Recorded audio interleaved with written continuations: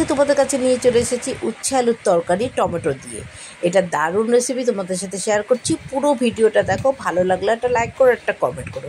আর সামান্য 5 ফোড়ন দিয়ে যে এত সুন্দর একটা তরকারি হয় সেটাই তোমাদের সাথে শেয়ার করা। তার জন্য আমি কড়াইতে তেল দিয়ে দিয়েছি, অবশ্য সর্ষের তেল, আর দেবো একটু 5 ফোড়ন। 5 ফোড়নে যখন ভালো গন্ধ বেরিয়ে যাবে তখন আমি এই উচ্ছে আর আলুটা দেবো। আর উচ্ছে আলুটা ঠিক এরকমভাবেই কাটতে হবে। উচ্ছে আলুটা এবার একবারে আমি দিয়ে দিচ্ছি, দিয়ে এর মধ্যে পরিমাণ মতো লবণ আর একটু হলুদ দেব, দিয়ে এটাকে ভালো মতন কষাবো। এর মধ্যে কিন্তু আর কোনো মশলা না, জাস্ট শুধু একটু মিষ্টি দেবো।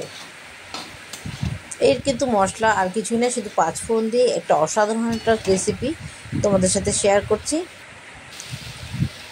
একটু মিষ্টি দিয়েছি, একটু মিষ্টি না দিলে টেস্ট আসবে না, একটু মিষ্টি দিয়ে দিয়েছি। এবার ভালো মতন কষাবো, ভালো মতন মানে এটাকে নাড়াচাড়া দিয়ে যখন আলুটা মানে 3 ভাগের 1 ভাগ সিদ্ধ হয়ে যাবে তখন আমি দেবো টমেটো। আলুটা সিদ্ধ হয়েছে আর একটু বাকি আছে, তাই জন্য এখন টমেটো দেবো। টমেটোটা আমি আগে দিলে কি আলুটা একটু সিদ্ধ হতে দেরি হয়, তাই আমার সিদ্ধ হয়ে গেছে, তাই আমি দিয়ে দিলাম টমেটোটা দিয়ে এবার ঢেকে দেবো।